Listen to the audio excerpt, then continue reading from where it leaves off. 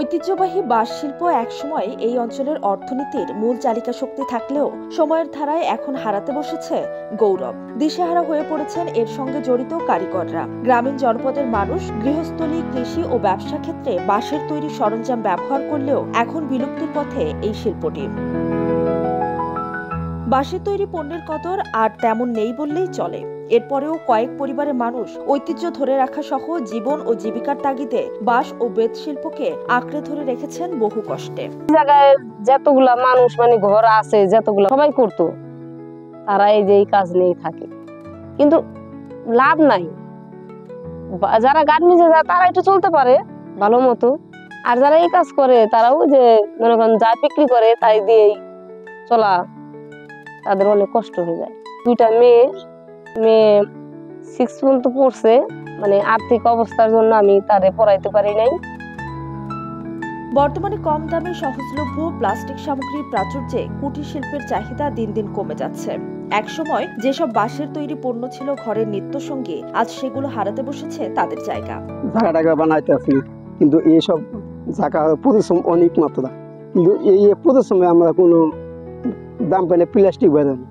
তারপরে আমরা করি কোনো কাজ তো আমাকে জানা নাই, খালি পেট বাঁচবে লিগে আমরা কাজটা করি। অন্যদিকে কুটির শিল্পের অন্যতম প্রধান উপাদান বাঁশের কাঁচামালও এখন দুর্লভ হয়ে উঠেছে।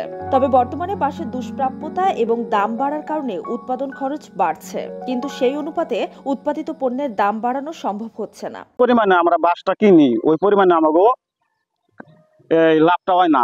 আগে বানাই ছটা বানানোর পর পল্লা বানানোর পর খাড়া বেতি, বন্যা বেতি, তারপর বুকে, তারপরে কান্দা দেওয়ার লাগে।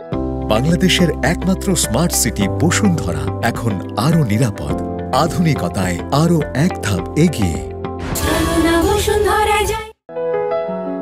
মানিকগঞ্জ জেলার সদর উপজেলার কৃষ্ণপুর ইউনিয়নের মনিঋষিপাড়া গ্রাম প্রায় শতাধিক পরিবার বাঁশের ঝাঁকা তৈরি করে জীবন জীবিকা নির্বাহ করে। নারীরা গৃহস্থালির কাজ শেষে কাজে লেগে যান পুরুষদের সাথে।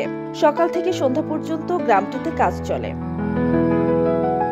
বিসিকের উপব্যবস্থাপক আব্দুল কাদের জানান, তারা এখনো পুরানো পদ্ধতিতে কাজ করছেন, যা আধুনিক বাজারের চাহিদার সঙ্গে তাল মেলাতে পারছে না। অন্যদিকে যে পণ্য তৈরি করছেন সেগুলো সরাসরি বাজারজাত করতে না পারায় মধ্যস্বত্বভোগীরাই লাভবান হচ্ছে, অথচ মূল শিল্পীরা থেকে যাচ্ছেন উপেক্ষিত এবং আর্থিকভাবে ক্ষতিগ্রস্ত। যে দামটা পাওয়া উচিত তারা সে কাঙ্ক্ষিত দামটা পাচ্ছে না। মধ্যস্বত্বভোগী আছে যাদের মাধ্যমে বিক্রি করতে হয়, তো যার কারণে তারা দাম পাচ্ছে না এবং ফাইনালি তাদের জীবন জীবিকা উন্নয়ন তো ঘটছেই না, বরং আরো জীবন জীবিকার অবনতি হচ্ছে। দিন দিন এই পণ্যগুলোর চাহিদাও কমে গেছে।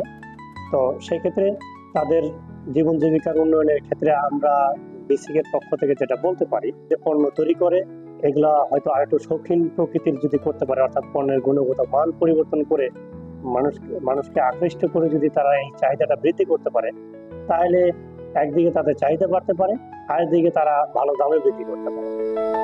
স্থানীয় পর্যায়ে সচেতনতা বৃদ্ধি, যুগোপযোগী প্রশিক্ষণের ব্যবস্থা এবং শিল্পের আধুনিকায়ন করা হলে এই ঐতিহ্যবাহী শিল্পকে সংকট থেকে রক্ষা করা সম্ভব বলে মনে করছেন সংশ্লিষ্টরা।